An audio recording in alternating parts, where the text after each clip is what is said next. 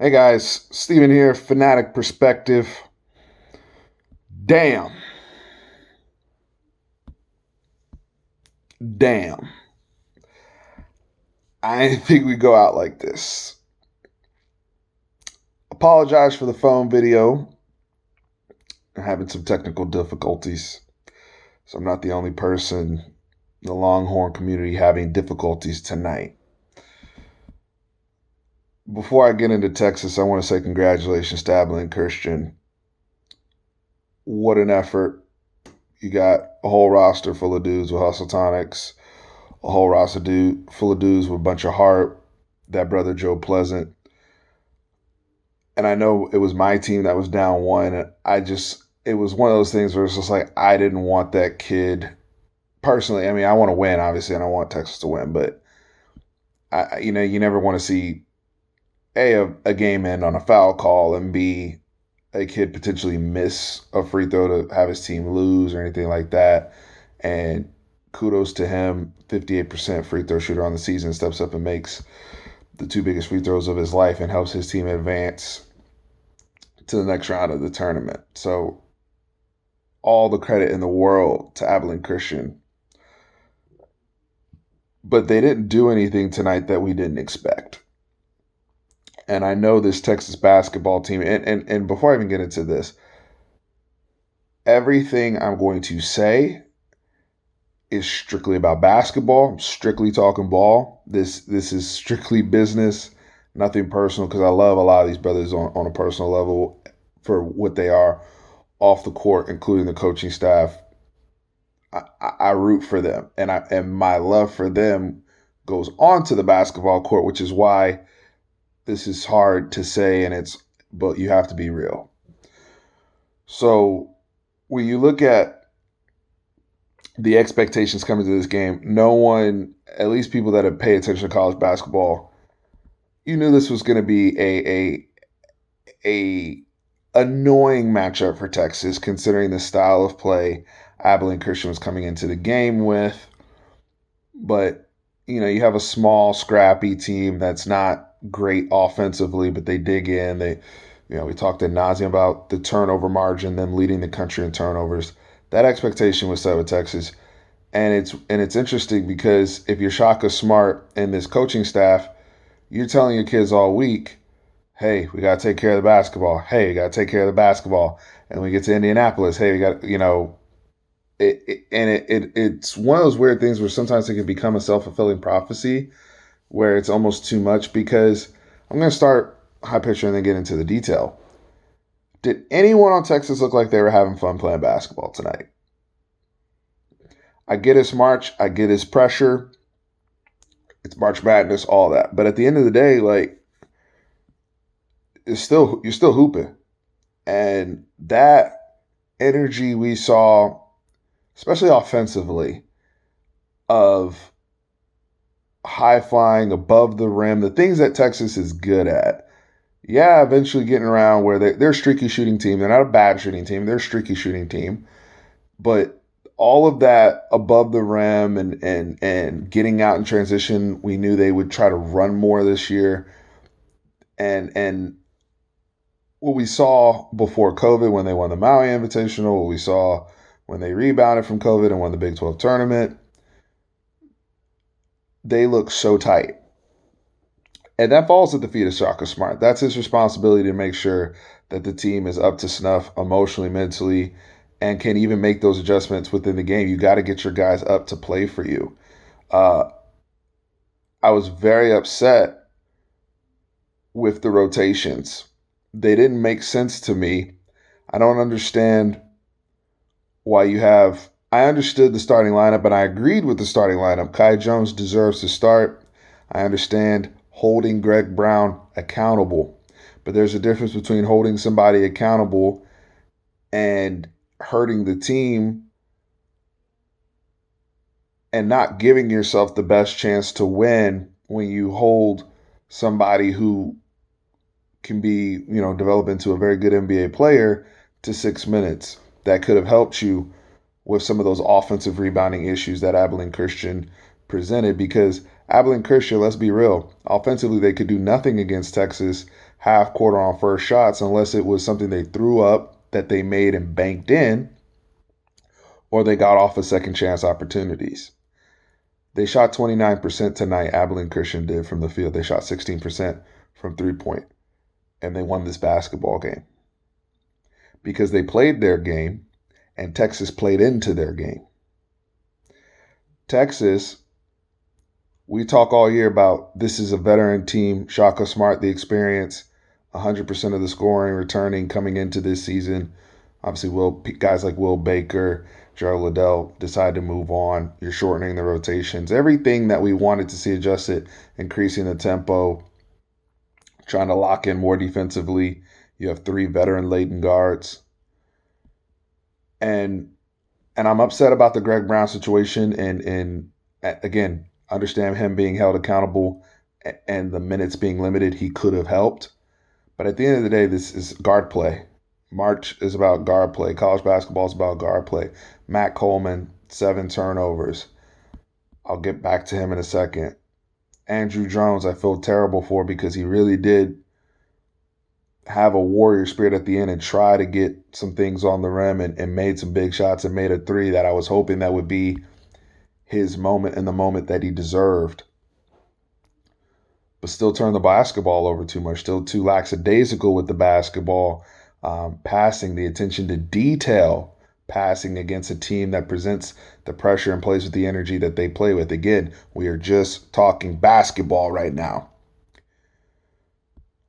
And then there's Courtney Ramey. And this is what really confuses me about Shaka Smart, because we talk about holding people like Greg Brown accountable. Where's the accountability with Courtney Ramey? If it wasn't for him getting cut in the mouth, and I'm not trying to take shots at Courtney Ramey. It's not like I dislike Courtney Ramey. But if we're being honest, and if he's being honest with himself, and I would say this to anybody, if here analyzing the game, including the young man himself, he's been playing terrible. And this isn't new. We lost, and that's an issue with what we saw play out. We ended up getting to the Big 12 tournament essentially without Courtney Ramey and Greg Brown. But I said we needed to love on those brothers and get them back engaged. That's a failure on the part of Shaka Smart. Courtney Ramey, you stick with him. There's other options.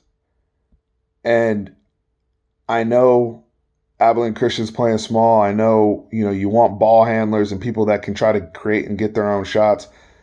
At that moment, you got to fight scrap or scrap. Let Brock Cunningham get some of those minutes and then put another shooter on the floor in a Jace Febris. I don't understand how Donovan Williams, and again, no disrespect to that brother, and I'm glad he's healing and he's able to play basketball considering the injury that he had. But he barely played, if at all, in the Big 12 tournament, and then he's getting minutes in the first half, and he's ineffective because he's not in the flow of what we do. And for us to come in with the amount of the week and the preparation, that's why people that follow this team, that are really understand this team, I'm not talking about the people that are Texas fans, that are Texas fan or maybe Texas football fans that don't really pay attention to basketball, and then they come in, see us lose, and they're like, oh, the team sucks or whatever. I'm not talking about those people. I'm talking about the people that comment on my videos on Twitter about basketball when we're playing Iowa State, when nobody's watching on ESPN3 or ESPN Plus. Those are the people I'm talking to right now. And you're upset about some of those things. That's where the criticism of Shaka Smart is justified, and this is a failure tonight. And guys have to be held accountable. Like, Shaka Smart can't dribble the basketball for Courtney Ramey. He can't dribble the basketball for Matt Coleman. Matt Coleman dribbling the ball, because at some point it becomes that pressure that Abilene Christian applies, and they do deserve credit, becomes mental on the part of the Texas basketball players, because there's times where guys would dribble into the lane and try to turn around and kick without even looking. So it's a combination of pressure, and number 2, lack of attention to detail. And just where's the accountability over the course of the season? Because the turnover problem has been something that's been reoccurring throughout this season, and really reoccurring throughout Shaka's tenure. But normally that stuff gets fizzled down with athleticism, talent, eventually the skill level takes over. And I thought, because you have to give Texas credit for how well they played defensively today. They protected the rim. The only issue I had defensively was the rebounding, and the second chance opportunities they gave up. But even that last possession where Joe Pleasant gets fouled by Matt Coleman, very good defensive sequence by Kai Jones. And it's a shame because you get a good game from Kai Jones. You get a good game from Jericho Sims, who doesn't get enough opportunities. I think he only had 3 attempts on the rim because 23 turnovers, 23 trips where you go down and you don't put a shot, you don't put the ball on the rim. 23. 23 turnovers is why Shaka Smart's job is in jeopardy, rightfully so, considering this outcome. If you're Chris Del Conte and considering how serious the University of Texas takes the basketball program. Again, strictly business, not personal. On a personal note, I love Shaka Smart. And I wouldn't personally be upset. I wouldn't personally be up in arms and upset if he happened to be the basketball coach next season, especially if people decide to return. Greg Brown, Matt Coleman, I don't know. But it is justified if Texas moves on, doesn't do the extension, and even with a Big 12 championship, because 6 years and no NCAA tournament wins, at the end of the day, it's still about the big dance. And Texas has been unsuccessful. I think the last win was in 2008. Here we are in 2021. The mirror with the football program is similar in a lot of ways. Now, Shaka Smart is still more liked inside the building than Tom Herman was, but one of the parallels you have is the relationship between Shaka Smart and Matt Coleman and Tom Herman and Sam Ehlinger, right? In terms of, are they going to come, now granted Shaka Smart was here before Matt Coleman and had, the year with Isaiah Taylor and Kerwin Roach, but for the most part, they're tied. Tom Herman, Sam Ehlinger, tied. And Matt Coleman had his moment last week. Matt Coleman and Shaka Smart had their Sugar Bowl moment winning the Big 12. And I put those in the same kind of excitement and realm of context. The thing is, a week later, you get into the big dance and you're not even able to leverage that momentum to a Sweet 16 appearance.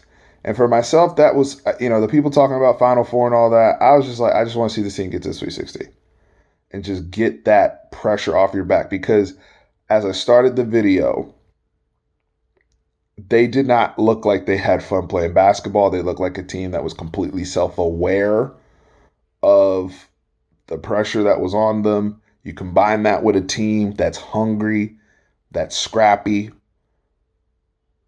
and puts pressure on you, despite the low skill level, despite the low athleticism, despite the very little size that Abilene Christian had. It was a Rudy moment today for them. And it's unfortunate for the University of Texas. It's unfortunate for Shaka Smart. It's unfortunate for Andrew Jones, Jericho Sims, all these guys that look like they had really turned the corner all season and gotten over some of those mental blocks and able to get themselves out of those situations. Their training in the Big 12, I felt like getting out of the Big 12 was going to be great for them. And you saw every other Big 12 team win except for Texas this weekend. And that is an indictment, in my opinion, on the preparation that Shaka Smart had this week in particular.